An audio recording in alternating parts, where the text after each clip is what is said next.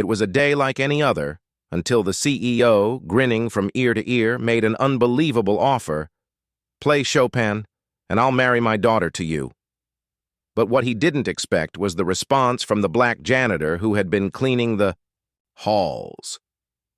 In that moment, something changed. Was it pride, defiance, or something deeper that none of them saw coming? What happened next left everyone in that room utterly speechless. But this isn't just about a shocking moment. It's about the layers of racism, class, and humanity that often remain hidden in plain sight. How far would you go to challenge injustice? Stay tuned to find out.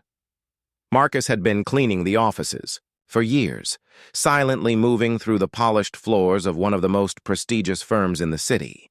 Every morning, he'd arrive before dawn, his worn-out shoes scraping the cold tile, his mop sweeping away the remnants of the day before. It wasn't glamorous work, but it paid the bills, and that was enough. He was a quiet man, kept to himself, always keeping his head down and his thoughts to himself, until that day. His life was simple: work, family, and the occasional night out with friends. But beneath his calm exterior, Marcus carried a weight. Every day, he walked through the grand halls, witnessing the way the company's executives and their families lived. Luxurious, untouched by the struggles he faced. He'd overheard their conversations, their laughter, their ease, things that seemed so out of reach for someone like him. But he never complained. It was the way things were. Then, one fateful afternoon, the CEO of the company, a man who always seemed to be smiling, walked up to Marcus as he polished the floors.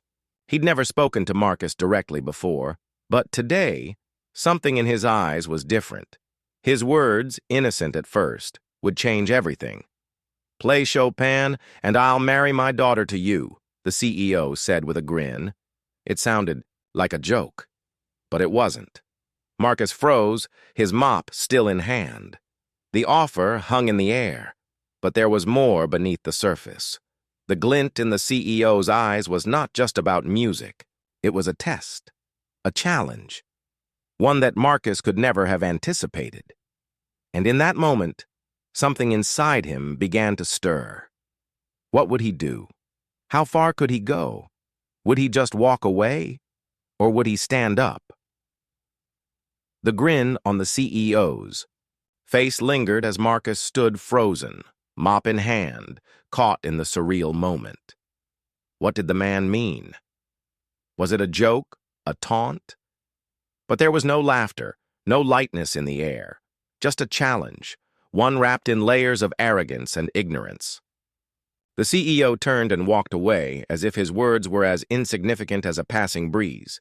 But to Marcus, they felt like an accusation, an invitation, perhaps, a test of some kind. For the next few hours, Marcus couldn't shake the words. They echoed in his mind, bouncing off the sterile walls of the building. "Play Chopin, and I'll marry my daughter to you." He'd been cleaning the halls of this office for years, but now everything felt different. The polished floors felt colder, the glass windows too transparent, revealing a world that was so close, yet so far out of reach. The tension was building, and Marcus could feel it creeping up his spine. He had heard the whispers in the halls, the way people would look past him as if he was invisible. The CEO's words had only cracked open what had always been there, his life, defined by his role as the janitor.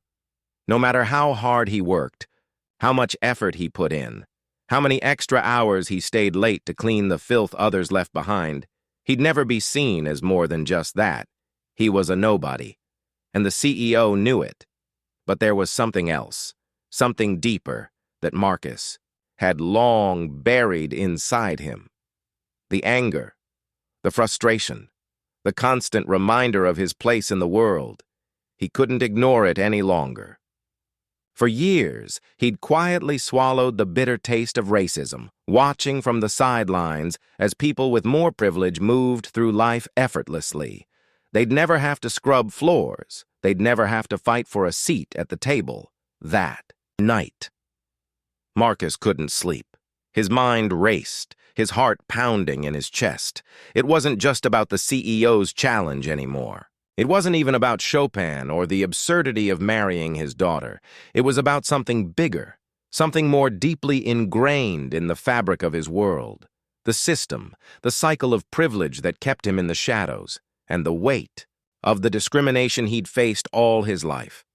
Every moment spent in that building felt like a reminder of his place. The next day, as he returned to work, his decision began to crystallize. He had to do something. He had to take control of this moment. He wasn't just a janitor. He wasn't just a quiet man in the background. He was going to make them see him, truly see him. As he pushed his mop across the floor, he could feel the eyes of the employees on him, watching from the corner of the room. They never looked at him directly, only glancing at him from behind their desks, pretending he wasn't there. But today, he wouldn't let them look away. He'd show them who he was, what he could do.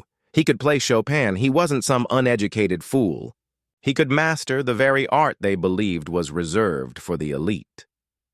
His fingers brushed the keys of the piano late that evening, the haunting notes of Chopin filling the air. It wasn't perfect, but it was beautiful. It was a statement. He could feel it in his bones. The power of music, the power of standing up for himself. But the next morning, when the CEO walked in, Marcus was ready. He could see it in the man's eyes, the smug, entitled gaze, the same one that had passed over him for years, the same one that had dismissed him as less than human. "Play Chopin," the CEO repeated, as though daring him. And Marcus, for the first time, didn't flinch. Instead, he nodded and took a deep breath. He would play. But what he had in mind was far more than just a piano piece. The CEO had no idea what he was about to witness. Just then, the door creaked open behind him, and Marcus could feel the weight of the room, waiting, watching, expecting. Would he follow through? Would he make his stand? The eyes of his co-workers, the eyes of the CEO, they were all on him.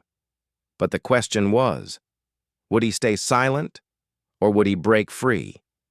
What happened next would change everything.